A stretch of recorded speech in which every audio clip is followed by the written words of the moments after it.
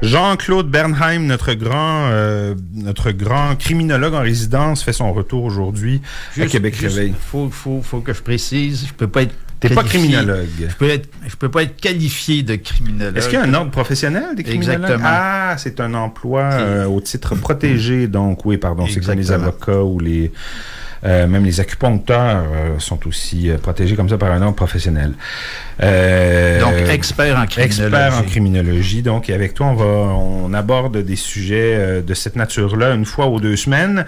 Et ce qu'on va faire pendant cette nouvelle saison de Québec Réveil, c'est essayer de décortiquer des événements qui font l'actualité judiciaire pour que tu nous aides un peu à comprendre ce qui se passe et que tu nous aides à démêler les problèmes moraux que peuvent susciter ou provoquer certaines de ces nouvelles-là qu'on voit dans les journaux.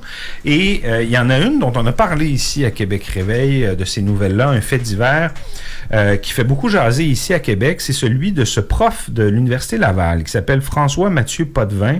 Tu peux peut-être nous rappeler déjà les faits un peu, Jean-Claude? Bon, alors, Monsieur Mathieu Potvin a été arrêté en juillet 2020 suite à des accusations de possession de pornographie juvénile et aussi de contact avec des personnels, des travailleuses du sexe.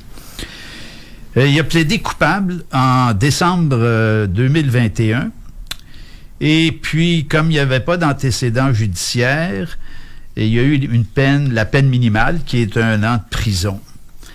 Mais ce qui est important de signaler, c'est qu'il a plaidé coupable. Donc, il n'y a pas eu vraiment de procès comme tel.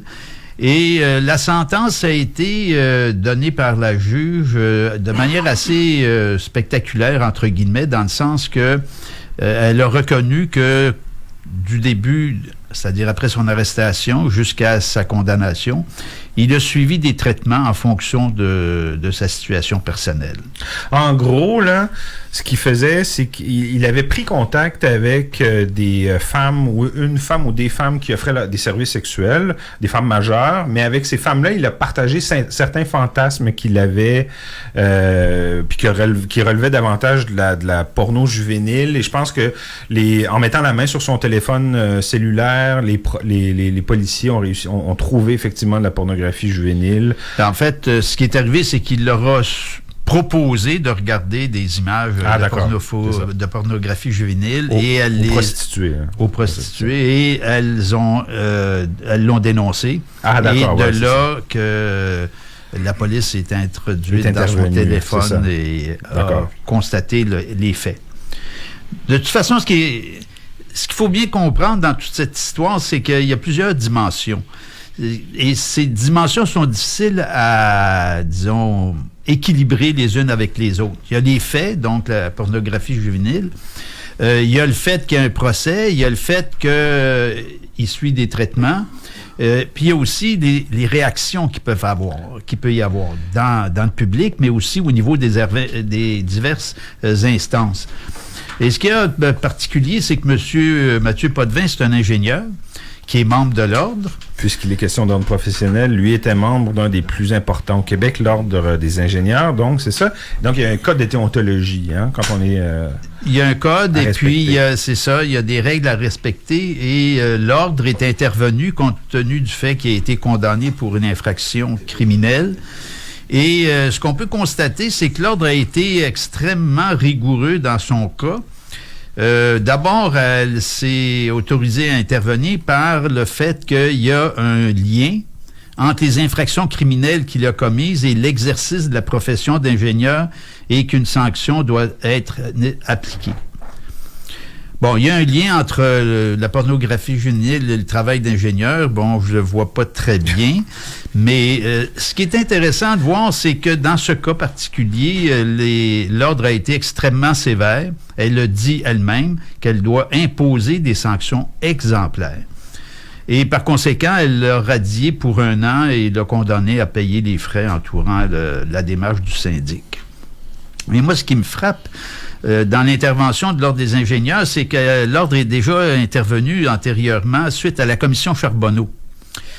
Et là, ce sont des ingénieurs qui étaient corrompus et qui participaient au processus de corruption politique.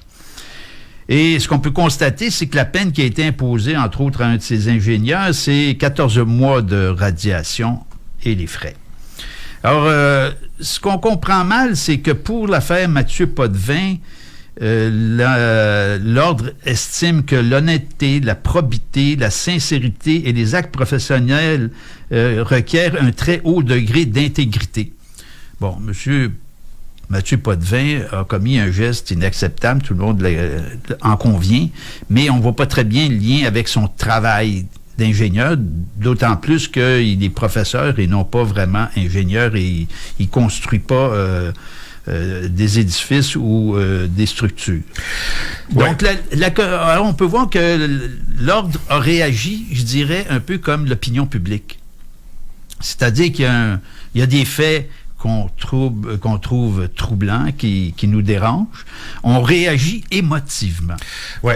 Dans les codes de déontologie des avocats, des ingénieurs, des médecins, il y a toujours une disposition qui force les membres de ces ordres-là à avoir un comportement qui ne ternit pas l'image de la profession. C'est ça l'expression consacrée. Puis c'est vrai que ça veut un peu tout dire et rien dire à la fois. Et c'est de cette disposition-là que c'est autorisé l'Ordre des ingénieurs pour donner cette sanction-là qui est effectivement très grave. À la défense de l'Ordre des ingénieurs, pour avoir travaillé en milieu professionnel, je sais que si tu donnes pas une sanction assez pesante comme celle-là, il y a toujours le risque qu'un journaliste du Journal de Montréal ou d'un quotidien quelconque t'appelle pour te dire comment ça se fait que vous avez donné une peine bonbon à cet avocat-là qui a été trouvé coupable d'une accusation en lien avec la porno juvénile. Bref, il y a un potentiel de voir l'image publique de l'ordre ternie si tu n'agis pas avec une certaine fermeté, disons. Ben, je suis d'accord avec certains. Il faut voir les situations, il faut voir les contextes. Je pense pas que personne, du fait qu'un ingénieur ait été condamné pour pornographie juvénile, se pose la question sur la compétence des ingénieurs. Parce qu'il n'y a pas de lien. Il n'y a pas de lien. Un avocat, lui, il est là il connaît la loi, il doit défendre les principes de la justice. On est dans un autre cadre. Alors, il y a des professions qui sont plus ou moins liées à l'émotivité du public, et dans ce cas-ci, l'ordre a réagi comme a réagi un certain public. Et c'est là que je trouve que c'est problématique. Que se soulève la discussion. Ouais. C'est que le phénomène du crime, compte tenu du crime comme posé, suscite une émotivité, suscite une réaction. Et l'émotivité rend difficile la rationalisation des faits. Alors, il ne s'agit pas de nier les faits, il s'agit de les contextualiser. Et ensuite, de contextualiser la situation par rapport aux individus. Parce qu'on dit que notre système de justice, justement, est axé sur la situation individuelle.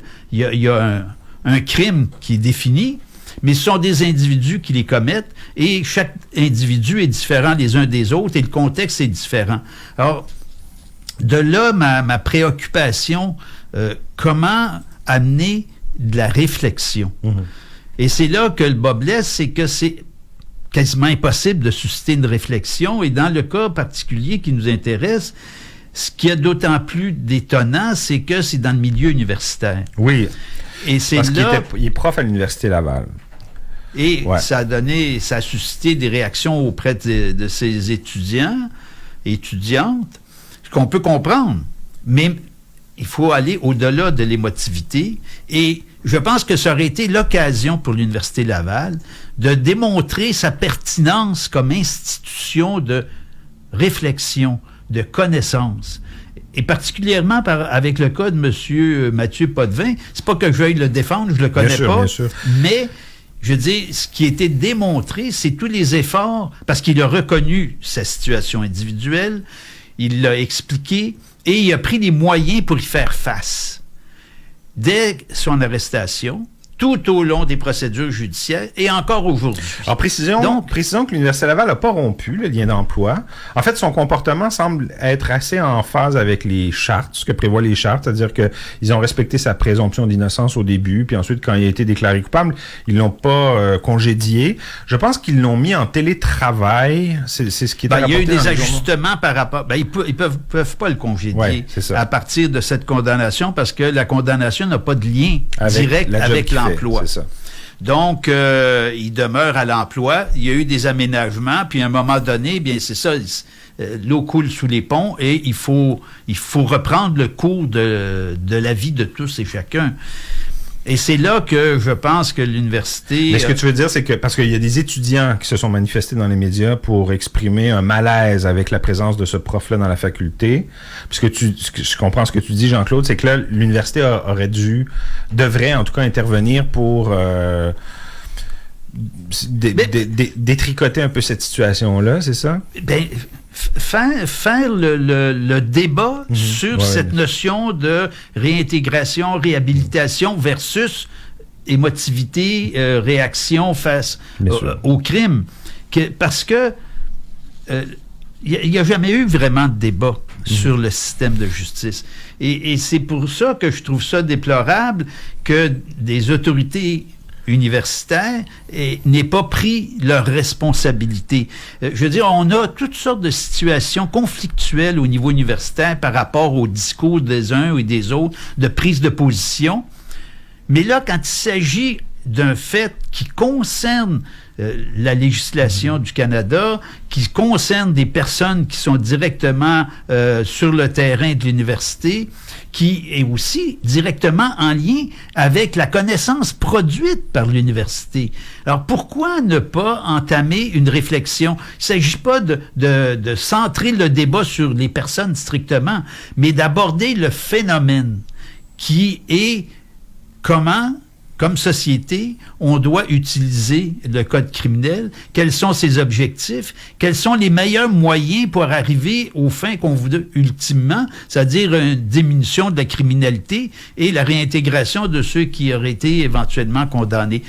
Et c'est là que je suis, disons, un peu étonné, qu'il n'y ait pas eu cette opportunité qui soit saisie. Parce que les gens concernés, les autorités de l'université, les instances universitaires sont à même de comprendre les choses et de les encadrer. Parce qu'évidemment, c'est pas un débat qui peut se faire à la voix comme je te pousse. Il faut que ce soit organisé, structuré, et il faut que toutes les instances, toutes les parties, toutes les personnes puissent y participer pour que on puisse, comme société, arriver à dégager un certain consensus.